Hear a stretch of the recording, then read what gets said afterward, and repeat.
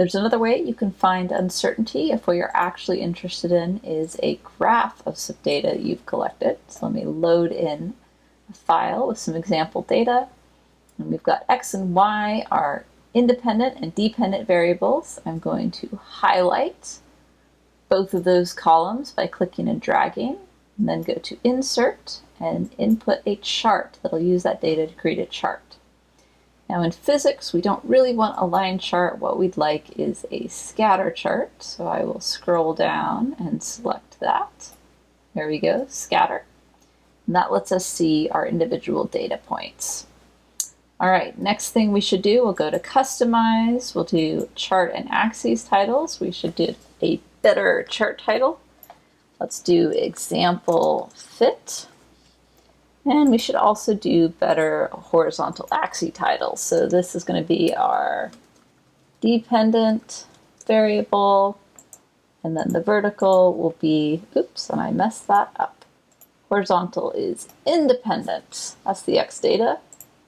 Vertical is dependent.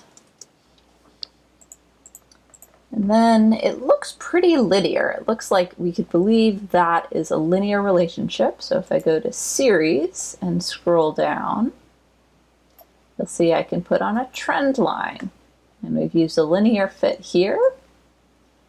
And for label, we can do use equation, and it will spit out the equation. So it's saying the slope of this data is 4.92. and the intercept is 8.53. So that's how we would find the value if what we were interested in was the slope and the intercept. How do we get the uncertainties? Well, we can't do it over here in the graph column, but we do have a function that will help. So I'm going to go to the help file and type in lineest and look that up. So this will give some data about a linear trend, that is a linear fit. And you can see we type it in this form. Let's go down and look at the syntax. Looks like lineest wants the known y data, so that's our known dependent data. You can optionally put in the independent data, the x data, and then there's something called calculate b and verbose. So let's go down and see what those are. So calculate b. Looks like you put in true if you want to have an intercept that isn't 0. So we're going to go ahead and type in true in the third slot for line estimation. Verbose, also optional. If it's true, it'll spit out all of this extra information. And we want it to do that because the very first bit of extra information it's going to set out is the standard error for the slope coefficient and the intercept. I'm going to scroll back up here so I can see the syntax, and I will type in line estimation. And first I need to put in the y data, so I will select the y data by clicking and dragging, put a comma in, then I will select the x data by clicking and dragging, and then I do want to calculate an intercept, so I will type in true, and I do want it to be verbose and spit out all of that information, so I'll type in another true. Close the parentheses, press return, and it spits out all of these numbers. So let's figure out what those numbers are. Well, this top one, 4.9175, so forth and so on, that looks like it's the slope. So let's go ahead and label that slope.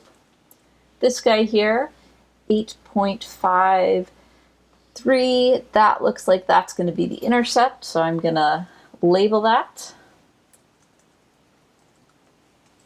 And right here, I'll put that's the value for those of those. So that's the value for the slope, that's the value for the intercept, and right underneath, the very first thing it spits out when it's being verbose is the standard error or the uncertainty. Everything else is super useful, but we don't need it here. So I'm going to strike through because we're not going to use it. And then we have to do significant figures. So one significant figure in uncertainty. We'll go hide all of these other figures. We get 0.3, that's one sig fig for uncertainty, and then value.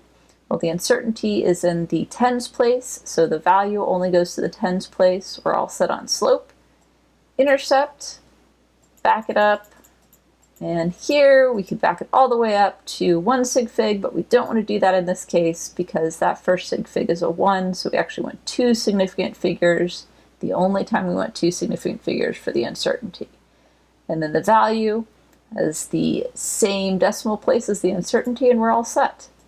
There's the value of the slope and its uncertainty, and there's the value of the intercept and its uncertainty.